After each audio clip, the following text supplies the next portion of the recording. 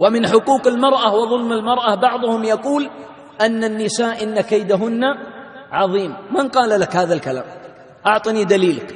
قالوا يقوله الله في القرآن. أبدا، الله ما قال يا نساء العالمين إن كيدكن عظيم، إنما ذكر الله القصة على لسان من؟ عزيز مصر، وعزيز مصر كافر ما نأخذ منه الأحكام والتشريعات. قال فلما رأى قميصه قد من دبر قال إنه من كيدكن إن كيدكن عظيم. فليس قاعدة عندنا نأخذها حكم شرعي. وما هو كيد امرأة العزيز؟ لماذا صنعت هذا الأمر؟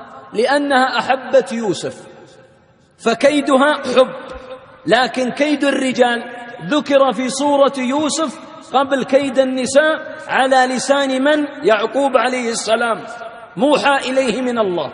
قال ليوسف يوم أن أخبره بالرؤيا يا بني لا تقصص رؤياك على إخوتك. ليه يا أخوان؟ فيكيدوا لك كيدا. كيد الرجال حقد وغل وحسد، وكيد المرأة حب. أي كيد أعظم؟ والله ما سمعت أن امرأة تتشارع مع امرأة في البلدية ولا في المحكمة. سمعتوا؟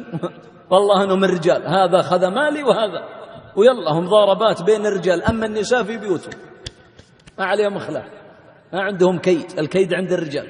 وماذا أراد أخوة يوسف؟ أرادوا قتله، يذبحونه، اقتلوا يوسف. ثم رحمه الله عز وجل قالوا ألقوه في غيابة البئر، لا عطوه ماء ولا عطوه طعام ولا عطوه شيء. أي كيد أعظم؟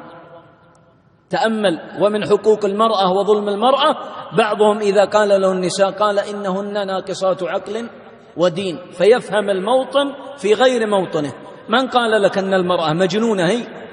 الله عز وجل يقول إن الله لا يظلم مثقال ذرة. لماذا قال الله والسارق وإيش؟